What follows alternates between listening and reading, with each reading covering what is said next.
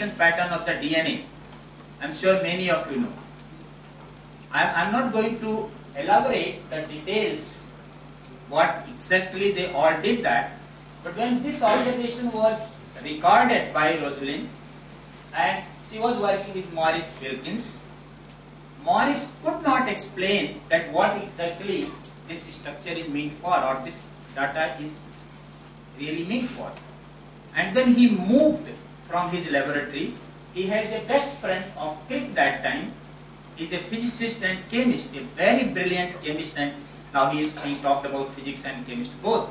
Then he moved this information to Crick and showed him. There were two important observations. Number one, Rosalind could not crystallize the DNA. So every time she was making the efforts to get the crystal, she was getting a fibrous structure.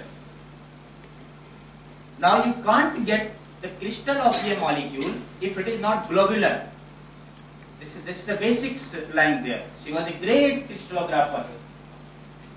So she was repeatedly trying to do the crystal structure of the DNA. She was never getting the crystal structure. She was getting all the time a fibrous kind of structure.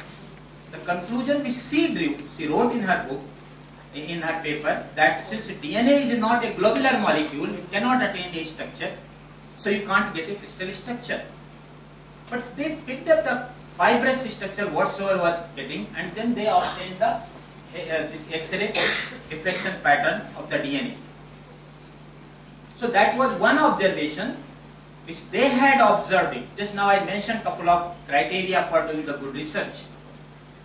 They had an observation that this is something is happening, but then they were unable to explain and take to the next step that what could be the reason for this. The second observation was also very important, that in X-ray diffraction pattern, what she found that starting from one end to other end, the diameter was coming 22 angstrom. The DNA, the diameter was 22 angstrom. Now pay little attention. By that time, DNA is made up of 4 bases. Adenine, guanine, cytosine and thymine was already established by Chargaff. I don't know if you have read it. So Chargaff had already shown that DNA is made up of 4 bases: adenine, guanine, cytosine and thymine. Adenine and guanine are the purines which have got 2 rings. I haven't got a structure yet. One is the 6-member ring, the fused with the 5-member ring. Cytosine and thymine was the pyrimidine, which has only 5-member ring, 6-member ring, heterocyclic ring. So you had 2 kind of molecules, the building block. One class was purine, the other was pyrimidine. Now we are discussing today. Probably I would have not been able to analyze the results if it was given to me. But I do not want all of you to go in that direction. So what Crick said, that a molecule can get 22 angstrom uniform diameter only if 2-ring compound interact with the 1-ring compound. You got it now? You have 2-ring, 1 ring, 2-ring, 1 ring, 2-ring, 1 ring. Then only you can get a uniformity in the diameter. If you have 2-ring compound interacting there, 1 ring interacting here, then you will see a bulging kind of structure. So there were 2 observations. Number 1, that DNA they could not crystallize. They obtained the fibrous diffraction pattern. The second observation, that there was a uniform diameter of the DNA, which Crick argued that when purine binds to the pyrimidine, then only you can have the uniformity in the diameter. If purine interacts with the purine, pyrimidine interacts with the pyrimidine, you can never get a uniform diameter. Based on these things, and the base complementarity was another component. So what and also, so point which I want to convey to you here, that she had done all the research. She explained the research, her findings, based on her understanding of this subject. But when she could not get the answer, or probably thanks to the Wilkins, he moved to his friend Crick and Watson and said, this is the data which Rosalind has got it, what could be the explanation? They sat together. He is the genetics person, geneticist, biologist as well. He is a physics and chemist, and she was the biophysicist and he was the biologist, molecular biologist. So there are 4 disciplined people. They came together, they discussed the findings, and then they reached the model, which was, and you can see it here, the Greek is still making the model. It is said in the literature that when the Crick was doing this experiment, he was already 65 years old. Imagine a man of such an old age is still standing in the laboratory and trying to join the models. This is another thing which one needs to convey. Scientist and researcher should not fix the boundary that I am now 40, I don't want to do any research. If time comes, whenever time comes, one should be prepared to contribute. So that's what was doing. So the model was made, and finally you get the DNA structure was solved, and this contributed several things in the modern science. But then 2 significant contributions were there: the base complementarity and polarity, which has contributed a lot to the science. So I am here telling you not only the story of the DNA structure discovery, I am only trying to convey you that you need to understand physics, chemistry, biology, electronics, everything. If you can do, you will be a very good researcher. If you can't do, you should not be hesitant of crossing your room, crossing the boundary and discussing to the rest of the people and getting best out of it. So that's one component. And of course, getting a Nobel Prize, there can be nothing better than the most famous fame what these people got it. And it's only because of the interaction. So science also gives, only scientists can get the Nobel Prize. So far nobody else has got it. Okay. Now I am giving another picture to you. Human chromosome. We all knew that human has got chromosome, 23 pairs of chromosome. Imagine the person who had first time seen the structure of 23 pair of chromosome, how happy he or she must have been there. Try to imagine it. Just imagine that someone prepared the slide, went to the microscope and observed the structure of 23 pairs of the chromosome of the human. You think any other profession can give that kind of pleasure what scientists would have got that time?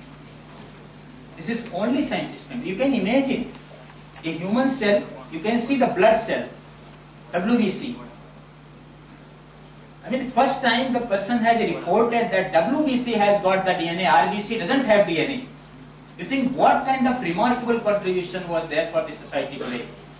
You know that, no? This information. In red blood, RBC does not have DNA, only WBC had DNA. People still do not understand that why RBC does not have DNA, why WBC had the DNA. And that is what people are still progressing in that direction to find out the mechanism that what makes WBC to carry the DNA and what RBC does not get it. So there are numerous questions you will find yourself. If you pick up one particular example, anything which you know, and you start questioning, you will get hundreds of questions and hypotheses raised on that. And if you are capable of moving on those paths and you can answer some of these things, you will be thinking. So I am coming to that. The human chromosome, we knew that there is a genetic material. Every cell of the human system has got 23 pair of chromosomes, but no one knew that what kind of structure, what are these chromosomes. Before seeing this slide, every one of us would have thought that all 23 pair of chromosomes will be like this, or all 23 pair of chromosomes will be like this, or at least 22 pair of chromosomes which are reportedly to be alike. They should have the same kind of identical structure. But when the person first time demonstrated that all 23 pairs of chromosomes in the human system, they do not have identical structure. Imagine, my dear friends, what kind of contribution and momentary pleasure, or rather a very persistent pleasure, person would have got it. This only science can give, because it goes in the research. research, when you contribute in this manner, then that is what it is. Move it. Now I am raising another question to you. When one cell divides to 2, this is another very important question. I am sure you are going to appreciate. I am only posing the problem to you. When one cell divides to 2, both of these cells, both the daughter cells have acquired all 23 pairs of chromosomes. And I am sure if 23 of you stand here, and if I have to distribute you, or let us say 23 has become 46, and if I have to distribute you, I will do mistake of sending 30 in one and 16 in other. Are you understanding the question which I am raising here? When cells divide, when one cell divides to 2, the prerequisite is there that all the copies of all 23 pairs of chromosomes should get duplicated.